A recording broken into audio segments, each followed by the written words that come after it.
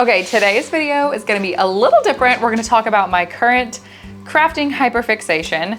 And I think it's a lot of your fixation as well because I am seeing it all over TikTok, everywhere. Everybody's getting into needlepoint and I have fallen victim to the needlepoint craze. But yeah, this is just gonna be a little beginner needlepoint video. We're gonna talk about what I purchased to get into needlepoint. I did research it quite a bit. So if you're looking to get into needlepoint, this will be great for you to know what you need to purchase. And I did include all the stuff for painting your own canvases, which is the process we're gonna talk about in today's video as well. Also, if you are a needlepoint girly and you've been doing this for quite some time, please jump in the comments below and give all your advice to all of us who are trying to get into needlepoint. If I'm doing something wrong, please let me know. I wanna know. So yeah, let's get into it. So the first thing I did is I bought this big roll of 13 mesh canvas off of Amazon. I will link it in the description below. But I, after a lot of research, learned that 13 mesh canvas is a little bit easier to work with as a beginner than 18 mesh. And that just really is like the size of your little squares, your little square holes. So that's why I got this one. This is the Zweigart Royal Canvas 13 mesh. And again, I just got it from Amazon. A lot of what you're gonna discover in this video, I tried to purchase good quality stuff, but I'm also trying to be a little bit cost effective. Needlepoint is a very expensive hobby and buying canvases pre-made is super pricey and it's an easy way to cut back on your cost. So that's what I'm trying to do by painting my own canvases. Plus I genuinely like painting my own canvases. So 13 mesh Zweigart roll. And then I also got this pink painter's tape. It does not have to be pink. Yours can be any color you want. I just wanted mine to be pink. And that is for blocking off the edge of your canvas so it doesn't like fray or tear, because you'll be cutting this down to size based off of whatever design you're making. So got this also on Amazon. This is Kiwi Hub brand. I got these tulip tapestry needles. They are the number 22 round tip. They're technically cross stitch, but I saw a lot of people on TikTok saying that this is a really good size to start out with. And I like that it has a larger eye as well. So I think threading this is gonna be a little bit easier than what I've experienced in the past. As for needle threaders, I got these guys from Amazon. I think that they're so cute. I love the little flower design. I have some needle threaders, but I tend to break them. So I like that this came in a big multi-pack. They were really cheap, also from Amazon. Another thing from Amazon is I got these little needlepoint scissors. You do need some like really sharp, small scissors. So I think these are gonna be great for that. And I like that they have this little design on them. I loved like the little design. So I'm excited about that. And they came with this cute little case. So we love that, also from Amazon. I did get these little project bags from Amazon. I believe this came in an 8-pack, but this is just a good size for holding everything you need for your project. Once you kit your needlepoint project, you will have like your canvas, a needle, your needle minder, your scissors, and the thread that goes with that canvas. So it's just nice to like keep it all together. I have not fully kitted out a canvas yet, so I'll follow back up with you guys if it doesn't work like I think it will, but I think it's gonna be great.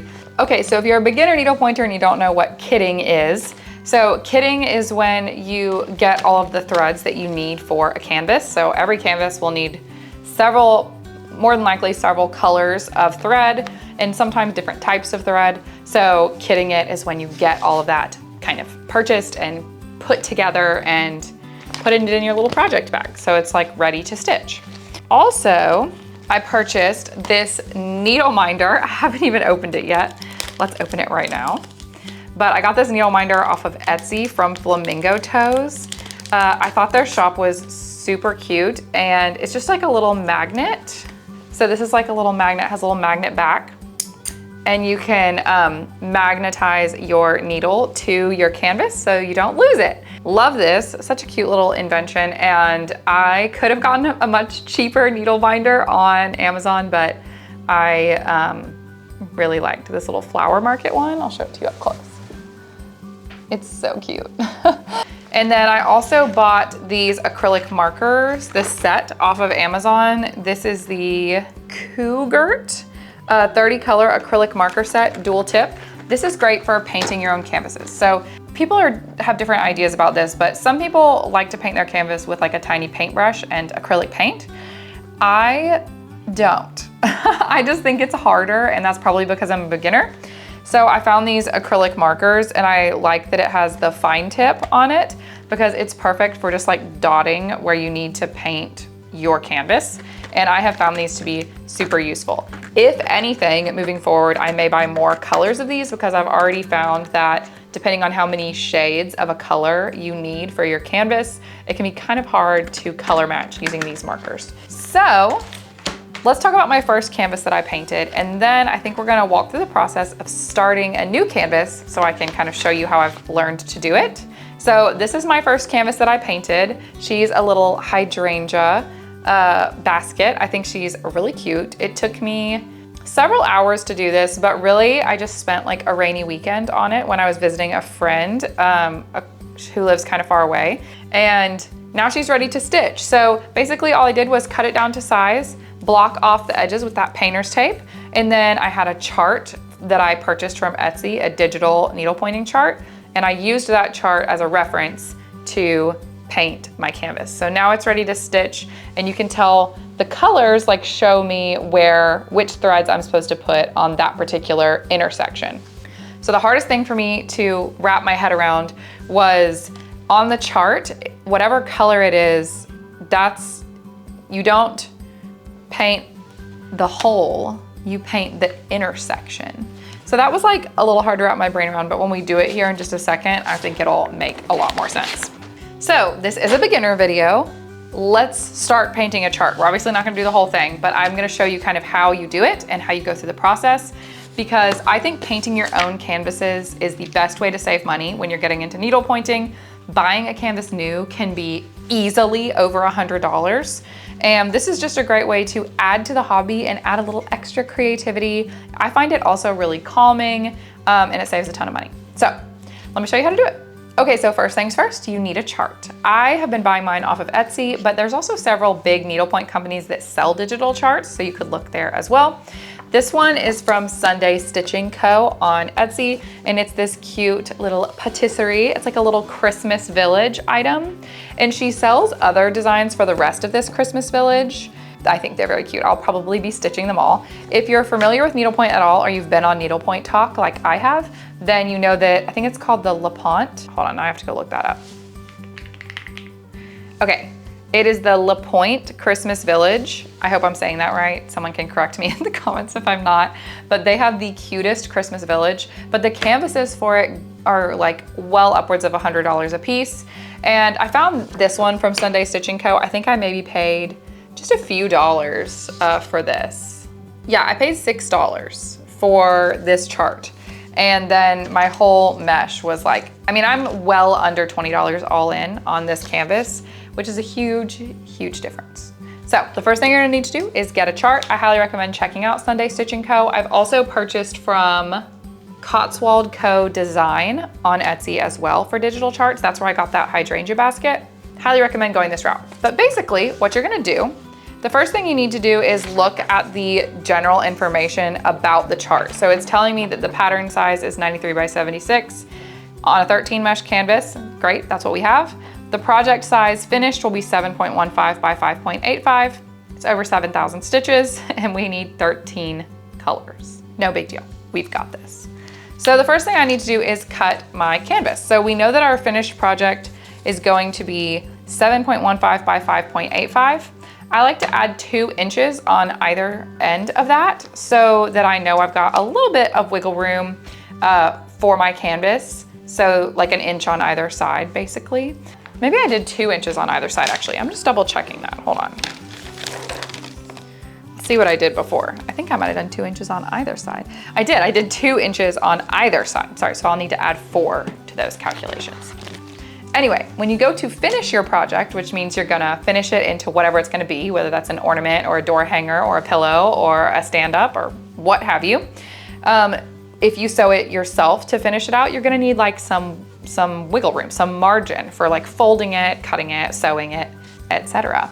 And if you send it to a finisher, which is another thing that you can outsource in needle pointing, they're gonna want some wiggle room on that canvas. So because this is 7.15 by 5.85, I'm just gonna round up to 6. We're gonna do about 11 by 10. Yeah, because I'm rounding up to 6 and I'm kind of rounding down to 7. So we're gonna measure out 11 by 10, and I'm gonna go ahead and cut that on my canvas. Let's see how much we have here. I need 10 inches beyond this little like hem that they've got going on here. Let's see how wide this is. Please be at least 10. Okay, good, this is 10 and a half. So we're just gonna go ahead and use that whole thing. It's okay if we have a little extra. It's not okay if we don't have enough. And I might be giving like a little too much margin. Again, if you are a pro needle pointer and you've been doing this for ages, let me know. I would love feedback because I am still a newbie. I'm just going based off of my research and I would love to grow. I would love to learn more. So please let me know. So I'm just kind of looking at where we go here. You could technically use like a straight cutter for this if you wanted to, but I'm just kind of trying to follow the mesh line. That's not the right word, but that's all I could think of. There we go. So all we have is this little bit left. We're gonna be making some small projects next, it would appear, because I don't wanna buy more of this yet. All right, so now we are going to block this guy off with our painter's tape. The one negative I will tell you about this painter's tape is I hate how it rips.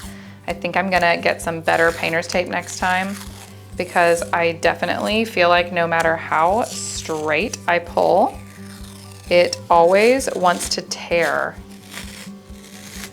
So frustrating.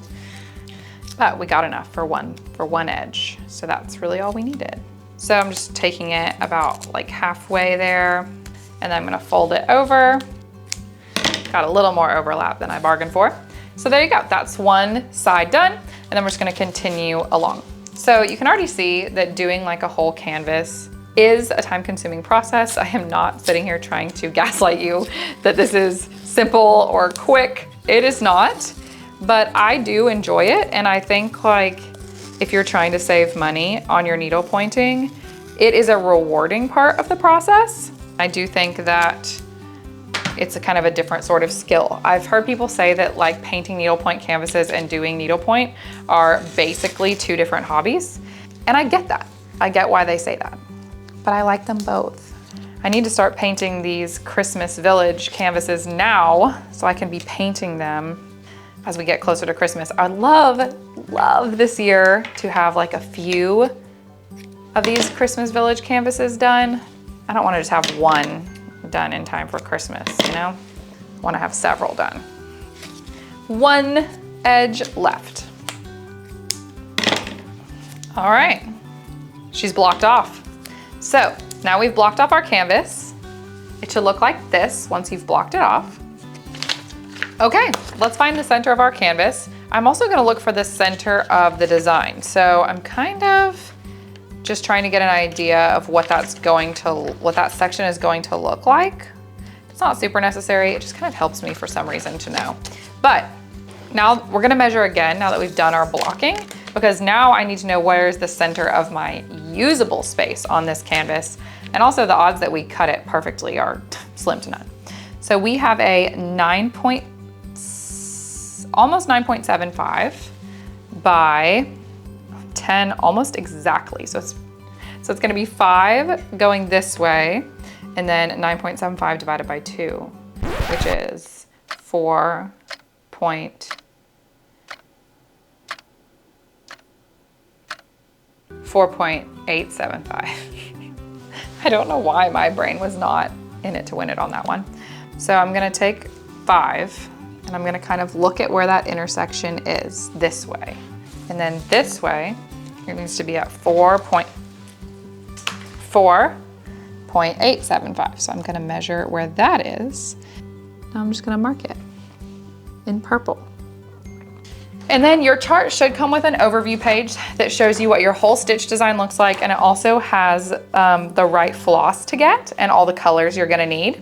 So I like when it tells me in DMC floss color which one to get, because I'm new to this and that just makes it super simple. Now I know I can get DMC floss in that exact color and I'll be good to go. But the first thing I'm gonna do is pull all the colors we're gonna need to paint this canvas. So we're gonna need white. I like having a white marker when I'm kind of kidding my painting section, because if you mess up, you can also paint white over it and then you'll be able to like redo it. We need a light pink like a very light dusty rose and a medium light shell pink. This is where having more colors becomes a little more useful. So we're gonna do that, and then we need a bright red and dark salmon. Yikes, dark salmon is not gonna be an option. I don't have it. So I'm going to kit that as this purple color, and then I'm just gonna make a note on my chart that that's the color that I'm using for that. Light gold, light tan, very light brown, dark coffee brown. Okay, there's those colors in order. Then we need light baby blue, dark baby blue. Great, we've got all of our colors. So now I'm just gonna come through on my little reference page here, and I'm just gonna put a dot next to it so that I have a reference. So I know that that is what that color is going to look like on my chart. I could honestly redo those on here. And then on the next page, usually it's an overview again, but it's showing you that they've put a little symbol on each different color. So you should be able to, if you're having trouble distinguishing the colors, you can also look at the symbol, and the symbol is gonna correspond with a specific color. So it makes it easier to read the chart. So I may come back and do my color coding on that page as well. And then you've got your chart broken up into different sectors. And this is super handy because if you were trying to do the whole chart all at once, it would be super overwhelming. So I usually try to sit down and do a section at a time. The one I just did was in six sections. I like to find the one that has the center on it and start there and then work my way out. So we're gonna start on that, and then that's all we're gonna do in this video. If you wanna see more about painting canvases though, let me know in the comments below, and also let me know what questions you have so far, because I would love to make more needlepoint videos. It's just one of my favorite things. So it said that they marked with a triangle the center, and I did just find it. It's very small. You can see in the top middle sector, there's like a little triangle, like right about here, that's pointing up at my center cross section. So that's how I know where to start, and now I can get on with it. So on that little center is a very light baby blue section. So I'm gonna grab my very light baby blue that we're using here. The box corresponds to a cross section. So I'm gonna look for that cross section, which is easy to find because we already marked it. It's our center. And I'm just gonna dot the baby blue right there. And now I've done that one. And then after that, it's really just counting. So I know that I need 4 cross sections in a row for this baby blue. So I'm gonna count 1, 2, 3, 4. And then the row above that has 3. So I'm gonna do 1, 2, 3. And then it's 4 above that. 1, 2, 3, 4. And then above that, it's a big old row of 1, 2, 3, 4, 5, 6, 7, 8, 9, 10, 11, 12, 13, 14. And they all line up along the left edge. So I'm just counting. 1, 2, 3, 4, 5, 6, 7, 8, 9, 10, 11, 12, 13, 14. And then I'm gonna come down from there. 1, 2, 3, 4, 5, 6 in. I go down 1. So 1, 2, 3, 4, 5, 6, go down 1. So basically I'm just skipping a space in the middle there. That row has 6 in it. So 1, 2, 3, 4, 5, 6. And then there's kind of another row of 4 that splits the middle of that. So 1, 2, 3, 4. Okay. On that row of 6, I skip a space and then I do another one, and that's a row of 2. Down 1, there's another one, and then down 1 from that, there's another little row of 2. And then that is the top. So easy peasy. Now I can just draw a line there, and then I can actually just color it in. I definitely should have put a piece of paper under this, by the way, so no paint gets through to my desk, but before I continue painting this, I will put something under it. So I'm gonna stop there and show you what it looks like. I think I dropped my pen cap. So that is that little section of blue right there. And that corresponds to that section of baby blue right here in the middle. And all we did was count. And now you just continue that. Just continue counting until you get done with your whole chart. And then when you're done, you will have something that looks like this, that actually looks like your picture that you're ready to stitch. And after that, it's stitching time. So I'll do a separate video on stitching. Let me know if you wanna see that, or if you have, again, any other questions that you wanna see stuff about. Some people like to do the tactic of just kind of working their way around a section in order. So they might stop here and grab that dark green and fill in. I like to do all of one color in that section. So I'm gonna finish up the baby blue and then I'll move on to like maybe the brown or the green. But yeah, happy needle pointing, friends, and happy stitching, happy chart painting. I hope you enjoyed this. Again, don't forget to like, subscribe, and hit the notification bell. This has been just like a cozy little needlepoint vlog. I really just wanted to update you guys that I've been getting into this and kind of talk about my methods and what I've been learning. But I would love to start a conversation about this in the comments. So if you've been seeing a lot about needlepoint and you have questions, please put them in the comments below. Share this video with a friend who's trying to get into needlepointing. Or if you are a needle pointer yourself, let us know in the comments below what tips we need to know, what I should do next. If you have stitching tips, I would love to hear them. I will see you guys back here next time. In the meantime, catch me over on Instagram. Again, my handle is @itslauralambert. You can find me on any social media platform under that handle. Let me know what you think about needlepointing, and I'll see you back here next time. Happy crafting, friends.